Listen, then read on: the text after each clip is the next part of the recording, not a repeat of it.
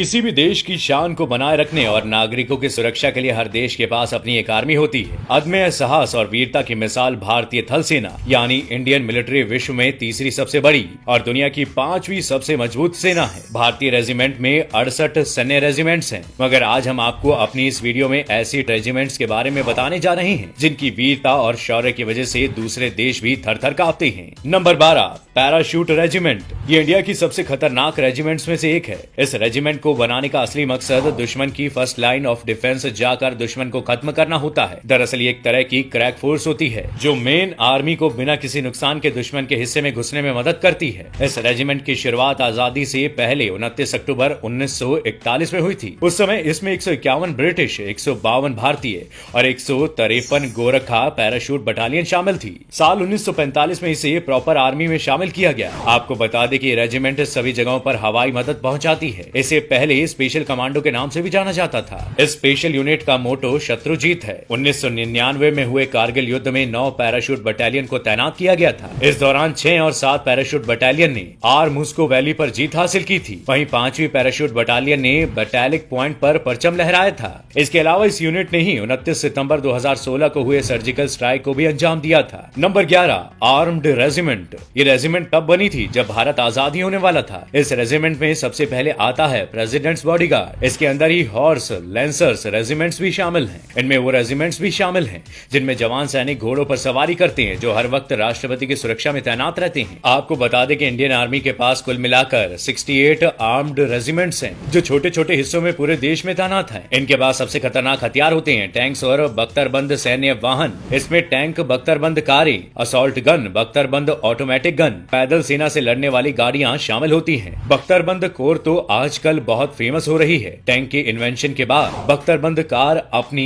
तेज रफ्तार, हल्कापन, रखरखाव और कम खर्चे की वजह से काफी फेमस है। Number 10, mechanised infantry regiment. इस रेजिमेंट में कुल मिलाकर 27 इन्फेंट्री रेजिमेंट्स हैं। इस रेजिमेंट की शुरुआत 1965 में भारत पाकिस्तान युद्ध के बाद हुई। इसी युद्ध के बाद हमको मैकेनाइज्ड इन्फेंट्री रेजिमेंट की जरूरत महसूस हुई, जिसके बाद 1969 में इस रेजिमेंट को बनाया गया। ये रेजिमेंट बाकी रेजिमेंट की तुलना में सबसे बड़ी है, जो किसी भी सिचुएशन, मौसम, इलाके में दुश्मन को अपने बूट तले रौंद डालते हैं। इसी रेजिमेंट ने श्रीलंका में ऑपरेशन पवन, पंजाब और जम्मू कश्मीर में ऑपरेशन रक्षक और कारगिल युद्ध ऑपरेशन विजय में अपना जौहर दिखाया था। इसके साथ ही ये संयुक्त राष्ट्र शांति अभियानों सोमालिया, कांगो, अंगोला और सियरा लियोन में भी अपनी जरूरी भूमिका निभा चुकी है। वहीं इस रेजिमेंट की सेना को भी लद्दाख और सिक्किम के ऊंचाई वाले क्षेत्रों में भी तैनात किया जाता है। इस रेजिमेंट को 2 हिस्सों, पहला ब्रिगेड ऑफ गार्ड्स और दूसरा मैकेनाइज्ड इन्फेंट्री रेजिमेंट में डिवाइड किया गया है। ब्रिगेड ऑफ गार्ड्स का सेंटर महाराष्ट्र के कामठी में है। ये 62, 65 और 71 के युद्ध और ऑपरेशन ब्लू स्टार समेत कई मिशनों में भाग ले चुकी है और इसके पास BMP-2 यानी सार्थ टैंक जैसे हथियार हैं। इसका केंद्र भी महाराष्ट्र के अहमदनगर में है। नंबर 9,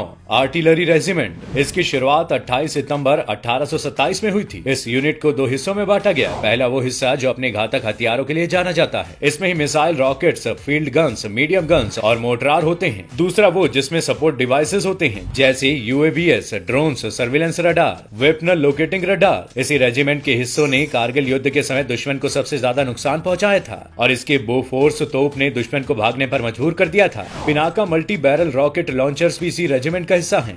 ये रेजिमेंट असल में इतने ज्यादा छोटे हिस्सों में बांटा गया है जो दिखने में बटालियन की तरह दिखते हैं। Number 8, corps of army air defence. Indian army का वो हिस्सा है जो भारतीय आसमान की सुरक्षा दुश्मन से करता है। इसके देश भर में करीब 56 छोटे रेजिमेंट्स हैं जो अलग अलग तरह की मिसाइलों, रॉकेट लॉन्चर्स और एयर डिफेंस हथियारों से लैस है। हवा से अगर दुश्मन हमला करता है तो उसे मार गिराने के लिए कब और कौन सी मिसाइल या एंटी एयरक्राफ्ट गन का इस्तेमाल करना है वो यही रेजिमेंट तय करता है। Number 7, corps of engineers regiment. इसका इतिहास सबसे लंबा और पुराना है। इसकी शुरुआत 18वीं शताब्दी में 1780 में हुई थी। इस रेजिमेंट के 3 पार्ट है, मद्रास सैपर्स, बंगाल सैपर्स और बॉम्बे सैपर्स। इन तीनों रेजिमेंट में से ये सबसे पुराना मद्रास सैपर्स है। ये तीनों रेजिमेंट युद्ध के समय बाकी रेजिमेंट को इंजीनियरिंग संबंधित सपोर्ट देती है। युद्ध में लड़ाकू इंजीनियर पुलों, पटरियों और हेलीपैडों का निर्माण करके अपनी सेना को हेल्प करती है। जरूरत पड़ने पर युद्ध भी करती है। इनके जवानों को भी कई बड़ी बहादुरी प्राइज भी मिल चुके हैं। Number 6, army aviation corps. ये वो रेजिमेंट है जिसके पास लगभग 24 स्क्वाड्रंस हैं जो देश की सीमाओं की निगरानी आसमान से करते हैं।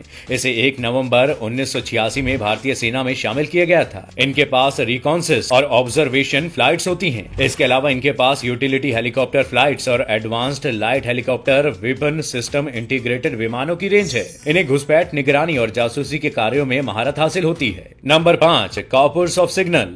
ये इंडियन आर्मी का वो हिस्सा है जो डीआरडीओ के साथ मिलकर काम करता है। ये संयुक्त इलेक्ट्रॉनिक वॉरफेयर सिस्टम बना चुका है। इनके जवानों की training military college of telecommunication engineering में होती है। यहाँ के जवान रडार सिग्नल समझने, रेडियो सिग्नल को समझते हैं, इलेक्ट्रॉनिक इंफॉर्मेशन को समझकर दुश्मन की पोजीशन के बारे में हमला करने वाली इंडियन आर्मी को इंफॉर्मेशन देते हैं। इनका सबसे मेन काम वॉर के दौरान सैनिकों को हेड ऑफिस से कनेक्ट करके रखना होता है। Number 4, Punjab regiment. Punjab regiment Indian army की सबसे पुरानी रेजिमेंट है। इस रेजिमेंट की शुरुआत अंग्रेजों ने 1761 में की थी। बताया जाता है कि पंजाब रेजिमेंट के सिपाही महाराज रणजीत सिंह की सेना का हिस्सा थे। इंडियन आर्मी में पंजाब रेजिमेंट की कई बटालियन अलग अलग हिस्सों में भारत की रक्षा कर रही है। पंजाब रेजिमेंट के वीर जवानों ने कई युद्धों में भाग लिया है और अपनी वीरता का प्रदर्शन कर कई सम्मान अपने नाम कर चुके हैं। Number 3, Rajputana rifles. युद्ध के मैदान में बेखौफपन और साहस का परिचय देने वाले राजपूताना राइफल्स की हुंकार से दुश्मनों की रूह कांप उठती है। 1775 में इसे इंडियन आर्मी में शामिल किया गया था। राजपूताना राइफल्स इंडियन आर्मी में सबसे पुरानी रेजिमेंटों में से एक है। ग्लोबली देखा जाए तो ये रेजिमेंट संयुक्त राष्ट्र के शांति अभियान में 1953 से 1954 में कोरिया में कस्टोडियन फोर्स और 1962 में संयुक्त राष्ट्र मिशन कांगो में शामिल हुई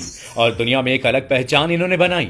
नंबर 2, गोरखा राइफल्स। 1815 में गठित गोरखा राइफल्स ने कई युद्धों और कुछ संयुक्त राष्ट्र शांति मिशनों में हिस्सा लिया। गोरखा रेजिमेंट पहले ब्रिटिश इंडियन आर्मी का हिस्सा थी। आजादी के बाद इसने इंडियन आर्मी में एक अलग पहचान बनाई। गोरखा रेजिमेंट युद्ध के मैदान में अपने साहस के लिए जानी जाती है। आज के वक्त में इंडियन आर्मी में 7 गोरखा रेजिमेंट हैं, जिनमें से 6 ब्रिटिश इंडियन आर्मी का हिस्सा थी। एक रेजिमेंट को आजादी के बाद शामिल किया गया। इन 7 गोरखा रेजिमेंट्स में 11 गोरखा राइफल्स को आजादी के बाद इंडियन आर्मी में जोड़ा गया। ये रेजिमेंट इतनी खतरनाक है कि दुश्मनों के लिए इसे काल कहा जाता है। इस रेजिमेंट में नेपाली गोरखा जवानों को लिया जाता है और उन्हें इतनी कड़ी ट्रेनिंग दी जाती है कि वो दुश्मनों के लिए काल बन जाते हैं। गोरखा जवान दुश्मनों के लिए बेहद दर्दनाक मौत देते हैं। गोरखा जवान हमेशा अपने साथ खुखरी रखते हैं जो एक मुड़ा हुआ चाकू होता है। Number 1, grenadiers regiment. Grenadiers regiment Indian army के ग्रेनेडियर्स रेजिमेंट के साहस का लंबा इतिहास रहा है। ग्रेनेडियर्स पहले फर्स्ट वर्ल्ड वॉर के दौरान से ही देश की सेवा कर रहे हैं। इस रेजिमेंट के जवानों ने पहले वर्ल्ड वॉर के साथ दूसरे विश्व युद्ध में अपनी जाबाजी का परिचय दिया है। आज ग्रेनेडियर्स के पास इंडियन आर्मी में वीरता के लिए दिए जाने वाले